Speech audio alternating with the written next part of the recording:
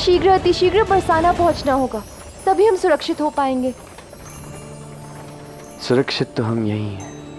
जितने विलंब से बरसाना पहुंचेंगे उतना ही उचित होगा। क्या कुछ कहा तुमने? नहीं, मैंने तो कुछ नहीं कहा। कहा मैंने कुछ कहा?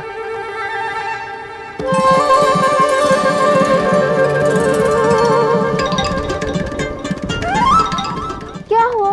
बैलगाड़ी क्यों रोक दी? वो मुझे बड़ी भूख लगी है। चलो। भूख लगी है, बहुत भूख लगी है। ओह, हे नारायण, अब क्या बताऊं, मुझे अचानक से भूख लगी, कुछ तो खाना है। अरे भूख लगी, किसी के पास कुछ है?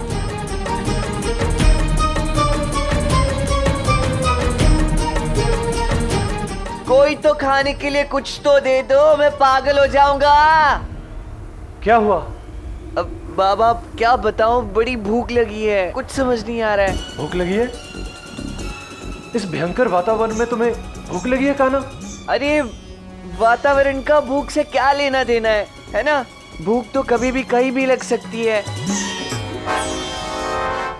देख रही हो मां,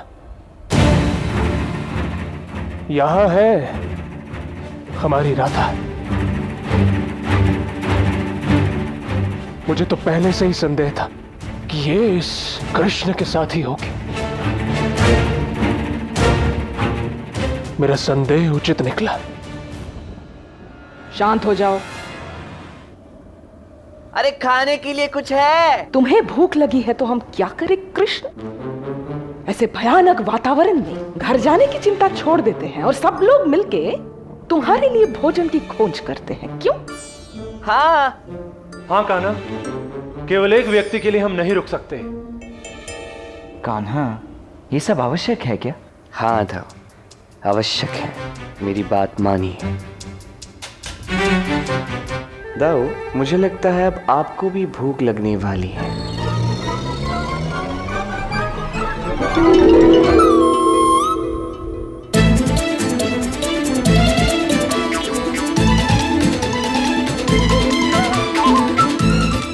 अब तो मुझे भी भूख लग गई है। अत्यंत भूख का अनुभव हो रहा है यहाँ। हाँ, पहले बोल देते।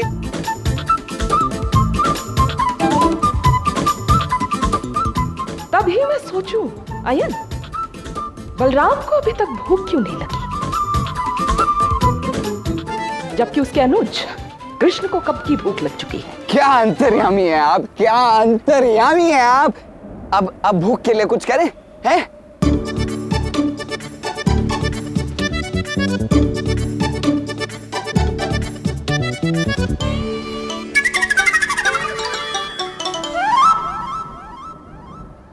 अब इन दोनों का साथ तो कोई देगा नहीं, मुझे ही कुछ करना होगा, अन्यथा कोई इनकी भूख दूर नहीं करेगा।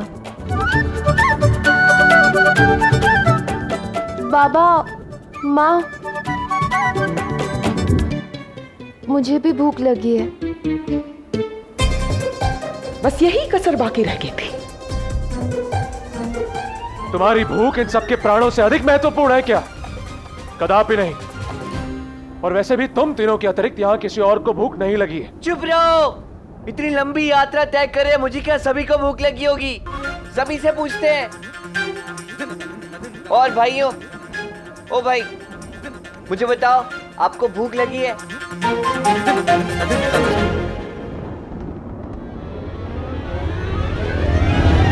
पक्का? देखो तो। हाँ, हमको भूख लगी है ना? बहुत भूख लगी है ना? सबको भूख लगी है?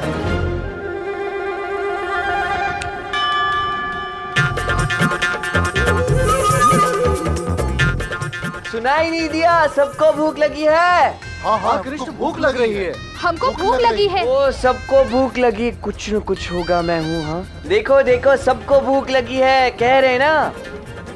देखिए नंद जी, अब ऐसे वातावरण में घर जाने की चिंता किसी को नहीं। एक के पश्चात एक सबको भूख लगने लगी है। बाबा, सभी को भूख लगी है, हमें यहीं रुकना चाहिए कुछ क्षण। ठीक है, यात्रा भी काफी लंबी है तो हम सभी यहाँ से खाकर आगे बढ़ेंगे। किंतु इस वन में हमें खाने के लिए मिलेगा क्या? इतना घना वन है, मुझे विश्वास है कोई ऐसा वृक्ष होगा जिस पर मीठे मीठे फल होंगे।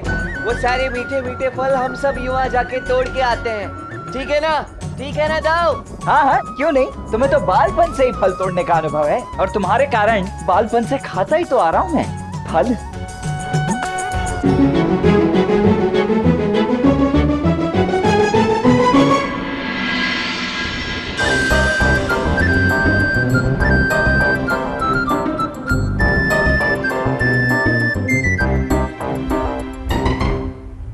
कान्हा, तुम ये सब कर क्या रहे हो? मैं वही करता हूं जिसमें सबका मंगल निहित है। इस सृष्टि का संतुलन, यही तो कर्म है नारायण का। इस समय अधर्म की शक्ति अधिक होने के कारण ये संतुलन डगमगा गया है और इसीलिए इसमें मेरा हस्तक्षेप करना अनिवार्य है। अब चलें?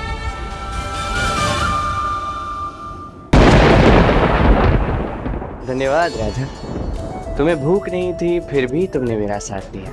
बहुत बहुत धन्यवाद। नहीं, जैसे तुमने मेरे लिए नहीं, शुका के लिए मुझे बैलगाड़ी में बिठाया था ना, वैसे ये मैंने तुम्हारे लिए नहीं किया है। वो तो दाऊ को भूख लगी थी इसलिए मैंने कहा। मैंने तुम्हारी नहीं, उनकी सहायता की है। चलो, उसके लिए धन्यवाद।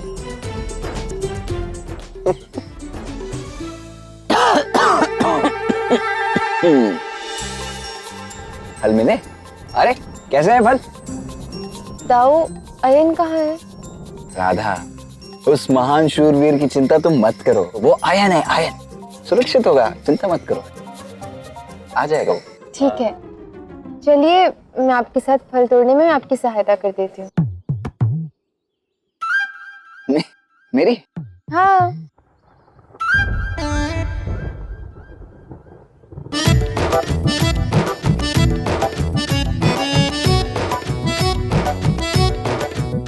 ठीक है, चलो।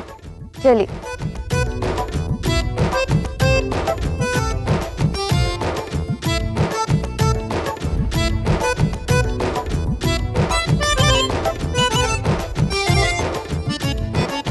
फल तो तुम मेरे ही साथ तोड़ोगे राधा। अब देखना मैं क्या करता हूँ।